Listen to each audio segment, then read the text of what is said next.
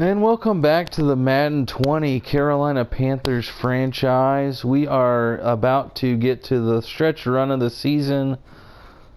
We have just completed the third quarter of the season, and the Panthers sit at 6-6. The Falcons are 11-1 in the division, just running away with this division. The Saints at 8-4, Carolina of course 6-6, and the Buccaneers 3-9. So it's a very bleak situation, as I'll show you in the NFC standings, for Carolina to make a wild card spot. I wish that they did a playoff picture standings like they do in, I play some NBA 2K, and in NBA 2K they have a playoff picture after the All-Star break.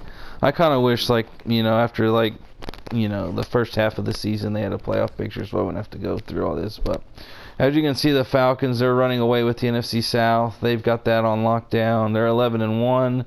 They're the 1 seed. The Seahawks, bouncing back from a 5-win season last year, they are 10-2. They would be the number 2 seed. The Redskins at 9-3.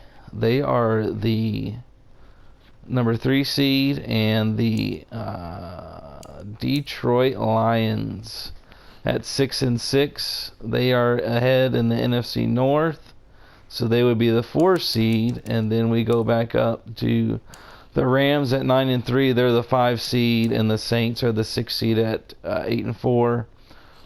You can see the Cardinals are 6-6, Panthers 6-6, the Bears rebounding from their slow start, 6-6, Dallas at 6-6. So it's looking like it's going to be the Saints and the Rams as the 2 wild card spots. Obviously the Rams, they're going to make the playoffs. They haven't locked it up yet, but they're going to be a wild card team at least. And then you look at the Saints here at 8-4.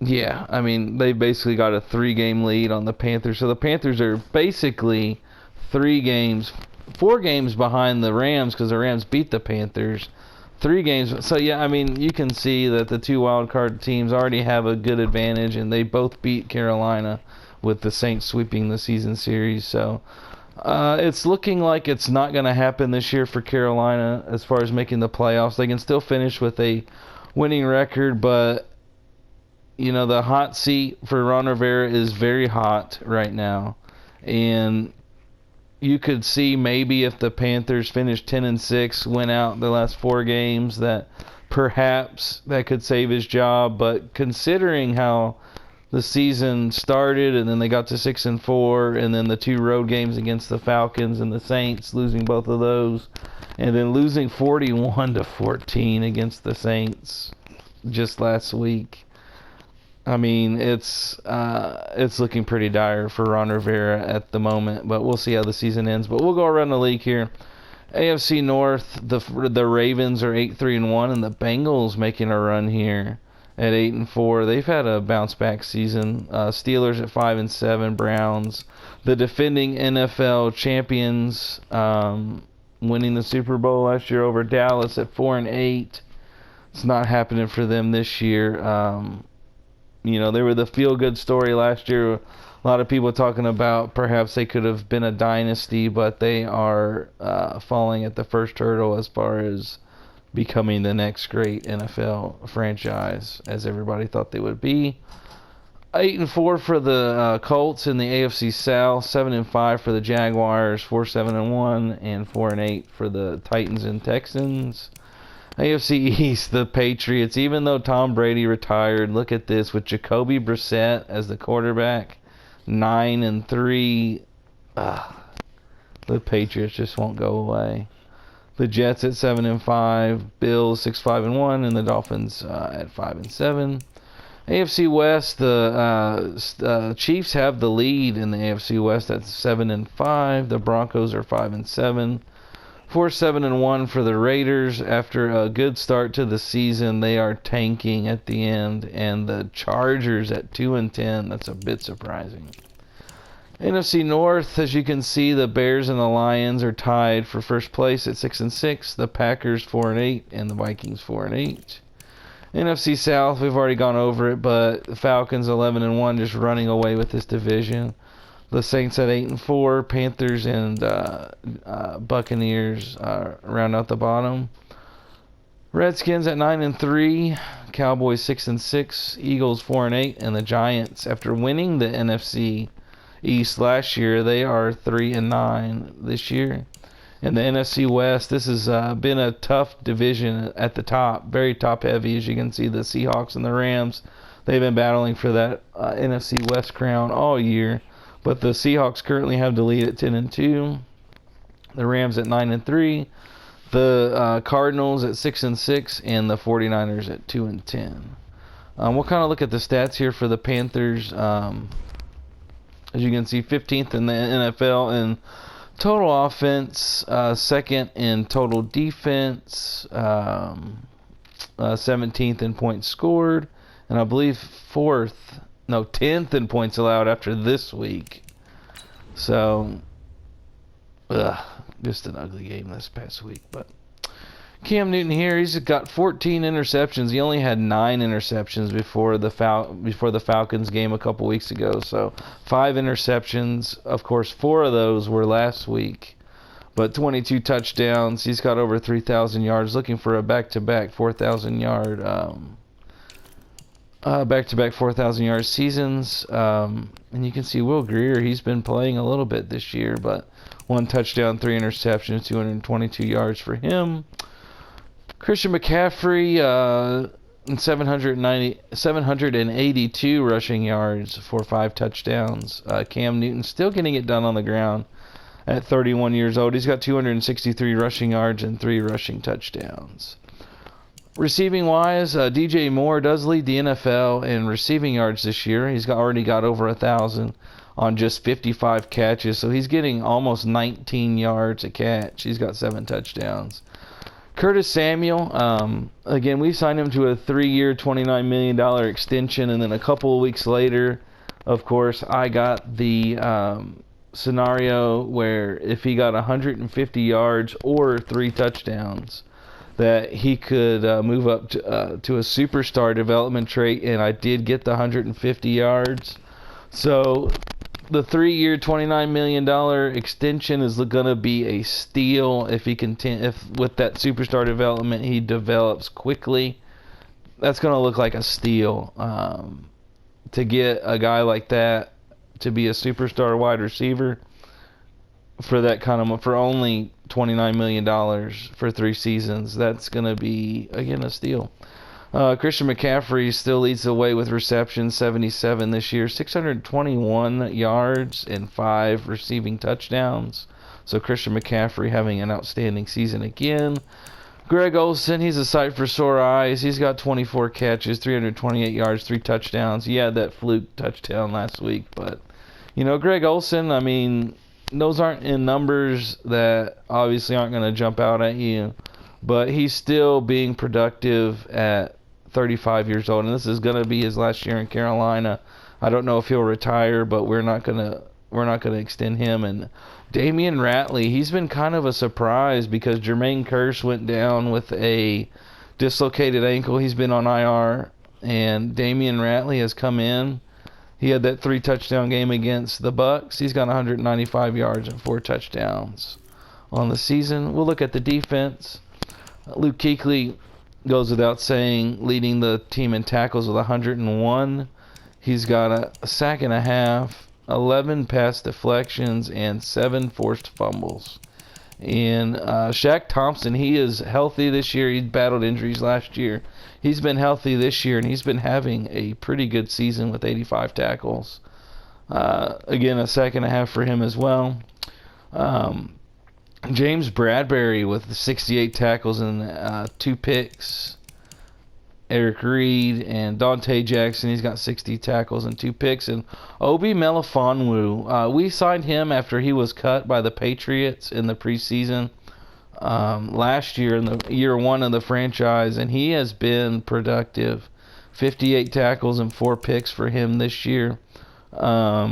He has been a good player for us since we picked him up. And Brian Burns, 14 and a half sacks. He is building off of his year last year. He had 15 and a half sacks all of last year in his rookie year. he's looking like he is going to pass that number. Ziggy Ansah, we signed him in the offseason to a 1-year deal. He's been pretty good for us with 6 sacks. K'Wan Short has been kind of having a rejuvenation of his career with 7 sacks this year from the defensive tackle position.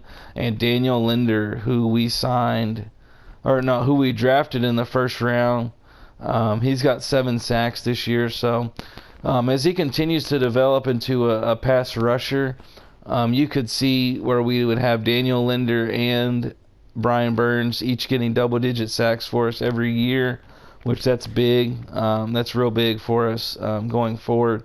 So that's kind of what the Panthers are doing. We'll kind of look at a few of the league leaders before we look at the I think it's Jacoby Brissett, 31 touchdown passes. But we'll look at some of the league leaders here.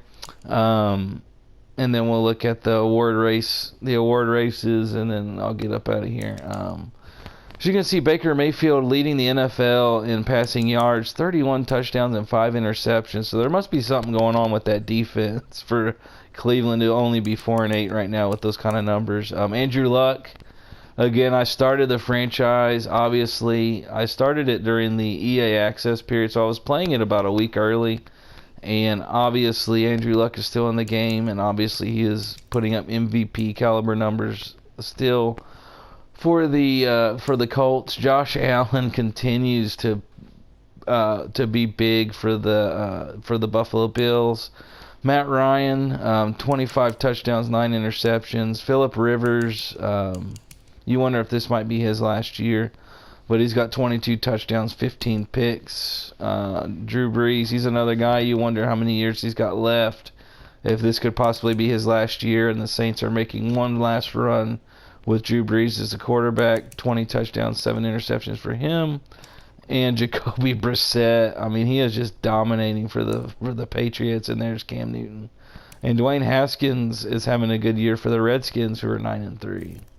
We'll look at some of the rushing leaders here. Le'Veon Bell still getting it done, over 1,200 yards rushing, 10 touchdowns. Kareem Hunt over 1,000 yards.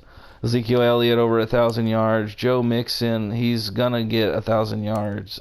David Johnson still getting it done for the Arizona Cardinals. Chris Carson, he's having another good year, 9 touchdowns, 900 yards rushing. We'll see what McCaffrey here, 782 yards, 5 touchdowns for him. And Kamara, 762 yards and 9 touchdowns for Alvin Kamara. Receiving wise, again, DJ Moore is leading the league in receiving yards despite only having 55 catches. Who is leading the league in catches? Is Christian McCaffrey. Christian McCaffrey, the running back for the Carolina Panthers, is leading the NFL in receptions. That's pretty amazing. Touchdown leaders is Jarius Wright, of course. We cut him. He goes to the Colts. He's having a career year this year. Njoku for the Browns. The Browns must have had some injuries on defense, or something's going on with the Browns. I can't believe that they're 4-8 when you see some of these offensive numbers that they're putting up. Austin Hooper, Eric Ebron for the Texans. As we look at some of these other touchdown leaders for the in the NFL, as we can see, DJ Moore was 7, and Josh Gordon went back to the Browns, and he's having a good year. So again, there's got to be something going on with the defense in Cleveland. But Emmanuel Sanders, I didn't look at the receiving yards leaders. We'll go back to that. Cole Beasley, he's just been beasting for the Bills the last couple of years. Odell Beckham, 882 yards. So I might investigate that on my own a little bit, but the Browns are having huge offensive numbers that I've seen. I wonder what is going on with their team. But Curtis Samuel there, 853 receiving yards. So it's looking like we're going to have DJ Moore and Curtis Samuel both finishing with over 1,000 yards for the Panthers for the second straight year. Tackle leader is Denzel Perryman with 108. Ryan Shazier for the Steelers. Levante David, and there's Luke Kuechly. Sack leaders. Brian Burns leading the NFL in sacks with 14.5. Ryan Kerrigan still getting it done. Khalil Mack still getting it done. Myles Garrett with 10.5 sacks for the Browns. We'll look at the interception leaders here. 6 picks for C.J. Mosley for the Ravens, I believe. The Jets. For some reason, my interception leaders, because Melifonwu's got 4 picks, and it was the same way last year with Dante Jackson. For whatever reason, my defensive backs, like their interception numbers, are not in the league leaders, so I'm not sure what's going on with that. But Luke Kuechly leading the NFL in pass deflections with 11. Forced fumbles, Luke Kuechly again with 7. So look at all these. Marshawn Lattimore with the pick 6. Marcus Williams with a pick 6. And Robert Alford with the pick 6. So all 3 of these guys had their pick 6s last week. So that's just a look at the league leaders. We'll look at the awards, and then I'll get up out of here. MVP, Andrew Luck. And you can see, now if Baker Mayfield wins the MVP, that'll be 2 straight years where an MVP winner is going to be from a team with possibly a losing record, depending on if Cleveland wins out. But come on, Madden. I mean, you've got to take the record into account a little bit more seriously. But you can see Andrew Luck, he's the front runner for the MVP. Coach of the Year, Dan Quinn, obviously, and then Pete Carroll is in second. Offensive Player of the Year for the NFC, Russell Wilson leading the way. For the Defensive Player, Khalil Mack, Brian Burns right behind him. Offensive Rookie of the Year is Deion Patrick for the Eagles. Defensive Rookie of the Year is Jared Hayes right now, but Daniel Linder in second place with his 7 sacks. So if Linder can finish the year strong and get this Defensive Rookie of the Year, he could possibly move up a development trait, and that would be good for us, obviously. So Matt Ryan is best quarterback right now. Ezekiel Elliott for best running back. DJ Moore for best wide receiver. Offensive line, you're not going to see any Panthers there. Best defensive lineman, again, you're not going to see any Panthers there. Brian Burns leading the way right now for the best linebacker. Luke Kuechly is in 4th.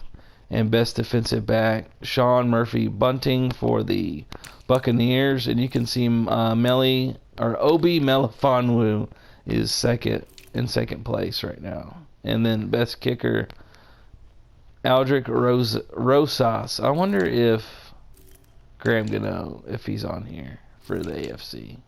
If I can get it on there. No. Not surprising.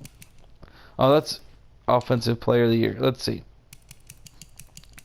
Nope, Graham Gano's not on there. So, anyway, I'm going to get up out of here, y'all. Again, the Panthers at 6-6. All but eliminated from the playoffs. I mean, it's going to take a miracle finish. The games are all winnable when you look at the records. The only game is against the Chiefs because they've got Patrick Mahomes. I have a feeling that I'm going to get destroyed in that game. But you can see the Tampa Bay Buccaneers, the Detroit Lions, and then the Chargers. So those 3 games are winnable games. So maybe if something crazy happens and the Saints go on a 3-game losing streak, but that's not going to happen. So we will see what goes on with Ron Rivera as the season continues. I'll be back with y'all for next week against the Tampa Bay Buccaneers. Until then, thank you for watching. If you enjoy the content, please subscribe, give me a like, and leave some comments and tell me what you think about Ron Rivera, how hot his seat should be. So thank y'all for watching, and I'll see y'all later.